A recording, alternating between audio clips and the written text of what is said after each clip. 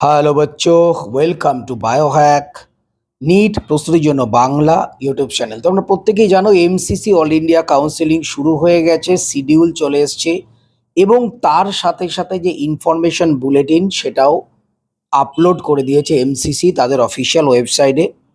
তো এই বছর মানে 2026 সালে এমসিসি অল ইন্ডিয়া কাউন্সিলিংয়ের ক্ষেত্রে এবং আমাদের স্টেট কাউন্সিলিংয়ের ক্ষেত্রেও বেশ কিছু নতুন পরিবর্তন আনা হয়েছে, যেগুলো জানা তোমাদের পক্ষে খুবই প্রয়োজন। এর কারণ অনেক কষ্ট করে নিট ক্র্যাক করে একটা সিট সিকিওর করতে হয়, কিন্তু কাউন্সেলিং প্রসিডিওরে যদি কোনো গন্ডগোল হয় বা কাউন্সেলিং প্রসিডিওর যদি ঠিকমতো করতে না পারো, তাহলে যত কষ্ট করেছো পুরোটাই জলে চলে যাবে, তোমরা কিন্তু সিট পাবে না। অনেক সময় এমনও দেখা যায় যে ভালো ভালো কলেজ হাতছাড়া হয়ে যায় শুধুমাত্র কাউন্সেলিংয়ে প্রবলেমের কারণে। তো সুতরাং কাউন্সেলিং ব্যাপারটা আরও বেশি গুরুত্বপূর্ণ। কলেজ সিলেকশন বা কলেজ তোমরা কিন্তু কাউন্সেলিংয়ের মাধ্যমেই পাবে। তো এই কাউন্সেলিংয়ের নতুন নতুন কি কি রুল রেগুলেশন এসছে সেইটা নিয়ে ডিটেলসে আলোচনা করব। অনেক সুবিধা হবে তোমাদের এই কাউন্সেলিং প্রসেসটা বুঝতে। তো প্রথমেই বলে রাখি, এমসিসি অল ইন্ডিয়া কাউন্সেলিং শুধুমাত্র 15% সিট এমবিবিএস, বিডিএস এবং বিএসসি নার্সিংয়ের জন্য করে। বাকি 85% যে সিট সেটা প্রত্যেকটা স্টেট তাদের নিজের নিজের যে স্টেটে সেটা করা হয়। আমাদের ক্ষেত্রে ডাব্লিউবিএমসিসি স্টেট কাউন্সেলিং কন্ডাক্ট করবে।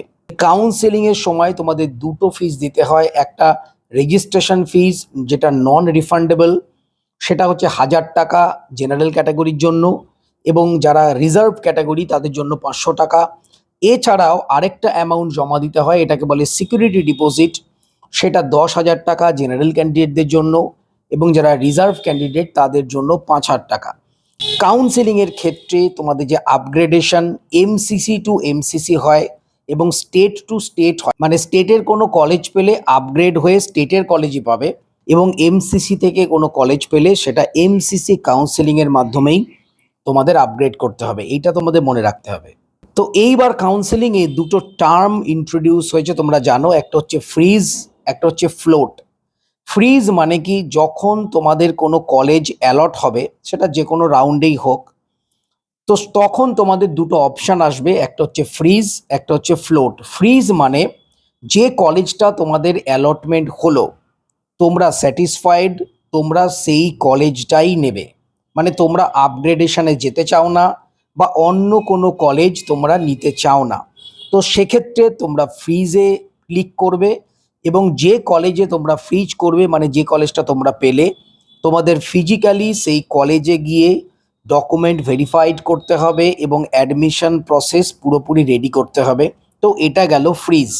আর ফ্লোট মানে কি, ধরো তোমাদের একটা কলেজ অ্যালট হলো, তোমরা সেই কলেজটা আপাতত নিলে, কিন্তু তোমরা আপগ্রেড করতে চাও, মানে আরও যদি কোনো বেটার কলেজ পাও সেটা নিতে চাও, তখন তোমরা ফ্লোট অপশানটাকে ক্লিক করবে, এবং ফ্লোট অপশান ক্লিক করার পর যে কলেজ তোমরা পেলে সেই কলেজে ফিজিক্যালি যেতে হবে না। সেই কলেজে তোমাদের অনলাইন ডকুমেন্টস আপলোড করতে হবে, অনলাইন ডকুমেন্ট ভেরিফাই করতে হবে।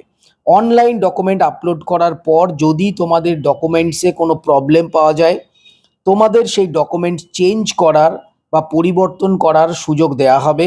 পরিবর্তন করার পরেও যদি দেখা যায় ডকুমেন্টসে কোনো ভুল রয়েছে বা ফেক ডকুমেন্টস তোমরা দিয়েছো, তাহলে তৎক্ষণাৎ তোমাদের সেই সিটটা কিন্তু ক্যান্সেল হয়ে যাবে।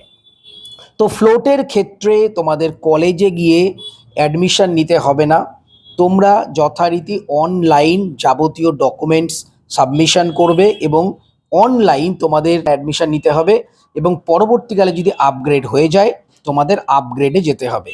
এই প্রসঙ্গে একটা কথা মনে রাখতে হবে, তোমরা যদি আপগ্রেড করো এবং আপগ্রেড করে যদি কলেজ পেয়ে যাও, সেই কলেজ তোমাদের নিতে হবে। যখনই তোমাদের আপগ্রেড হবে আগের কলেজটা কিন্তু ক্যান্সেল হয়ে যাবে। সুতরাং যদি তোমরা আপগ্রেড করো, যদি তোমাদের আপগ্রেড হয়, তাহলে আপগ্রেডেড কলেজ তোমাদের নিতে হবে, আগের কলেজটা ক্যান্সেল হয়ে যাবে। আর যদি আপগ্রেড না হয়, তাহলে যে কলেজটা তোমাদের আগে ছিল সেই কলেজটাই তোমাদের থাকবে। তো এইটা গেল ফ্রিজ এবং ফ্লোট। এখনো পর্যন্ত এমসিসির নিয়ম অনুযায়ী তোমরা রাউন্ড 1 থেকে রাউন্ড 2, রাউন্ড 2 থেকে রাউন্ড 3 পর্যন্ত আপগ্রেড করতে পারবে। স্ট্রে ভ্যাকেন্সি রাউন্ডে মানে রাউন্ড 3 থেকে স্ট্রে ভ্যাকেন্সি রাউন্ডে আপগ্রেডেশনের কোনো রকম নিয়ম কিন্তু নেই। তোমরা যদি রেজিগনেশন দিতে চাও বা কলেজ ছাড়তে চাও, সেক্ষেত্রে রাউন্ড 1-এ রেজিগনেশন ফ্রি এক্সিট হয়। রাউন্ড 2, রাউন্ড 3-তে কলেজ পেয়েও যদি রেজিগনেশন দিতে চাও, সেক্ষেত্রে তোমাদের যে সিকিউরিটি অ্যামাউন্ট সেটা ফরফিট হয়ে যায়, সেই টাকা তোমরা আর পাবে না। কিন্তু অনেক ক্ষেত্রে এমসিসি তোমাদের একটা টাইম দেয় নোটিশ দিয়ে, যে এই টাইমের মধ্যে যদি তোমরা কলেজ ছাড়ো বা রেজিগনেশন দাও, তাহলে তোমাদের যে সিকিউরিটি অ্যামাউন্ট ফরফিট হবে না। তো সেটা যখন কাউন্সিলিং চলবে তখন এমসিসি জানিয়ে দেবে।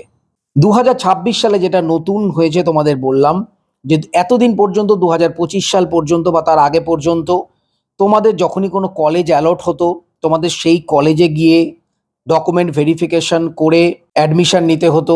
যখন তোমরা আপগ্রেড পেতে, আবার সেই পুরনো কলেজে গিয়ে ডকুমেন্টস তুলে আবার আপগ্রেডেড কলেজে যেতে হতো।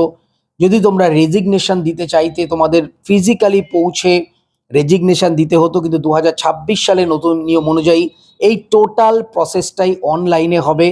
তোমাদের অনেক সময় বাঁচবে এবং অনেক ইজি হবে ব্যাপারটা। তো এটা খুবই একটা ভালো উদ্যোগ। এই যে টোটাল কাউন্সিলিং প্রসেস, আশা করি তোমরা বুঝলে। আরও একটু শর্টভাবে তোমাদের বলে দিই। ধরো এমসিসি রাউন্ড 1-এ তোমরা পার্টিসিপেট করলে, কাউন্সিলিংয়ে পার্টিসিপেট করার পর তোমাদের কোনো কলেজ ধরো অ্যালট হলো না, কোনো কলেজ তোমরা পেলে না, সেক্ষেত্রে তোমাদের আর কিছুই করতে হবে না। তোমরা অটোমেটিক রাউন্ড 2, রাউন্ড 3 চলে যাবে যদি কোনো কলেজ কোনো রাউন্ডেই তোমরা না পাও। এটা গেল 1 নম্বর। যদি তোমরা কোনো একটা কলেজ ধরো পেলে, যখনই তোমরা একটা কলেজ পাবে তখন তোমাদের কাছে দুটো অপশন থাকবে। এক, কলেজটা তোমাদের পছন্দ হয়েছে, তোমরা কলেজটা নিতে চাও, সেক্ষেত্রে তোমরা ফ্রিজ অপশন যেটা রয়েছে সেটা ক্লিক করবে এবং যে কলেজ তোমরা পেয়ে গেছো সেই কলেজে গিয়ে ফিজিক্যালি গিয়ে ডকুমেন্ট ভেরিফিকেশন থেকে শুরু করে যাবতীয় যে প্রসিডিওর করে তোমাদের অ্যাডমিশন নিতে হবে। এইটা গেল যদি তোমরা কলেজ পেয়ে, যদি যে কলেজটা তোমরা পেয়েছো সেটাই রাখতে চাও। যদি এমন হয় ধরো একটা কলেজ তোমরা পেলে কিন্তু সেই কলেজটা তোমরা রাখতে চাও, কিন্তু বেটার কলেজ পেলে আরো ভালো, মানে তোমরা আপগ্রেড করতে চাও, সেক্ষেত্রে তোমরা কিন্তু ফ্রিজ অপশানে যাবে না, তোমরা ফ্লোট অপশানে যাবে। ফ্লোট অপশানে গেলেই যে কলেজটা তোমরা পেলে সেই কলেজে তোমাদের পার্সোনালি আর যাওয়ার প্রয়োজন নেই। অনলাইন সেই কলেজে তোমরা ডকুমেন্ট সাবমিট করবে।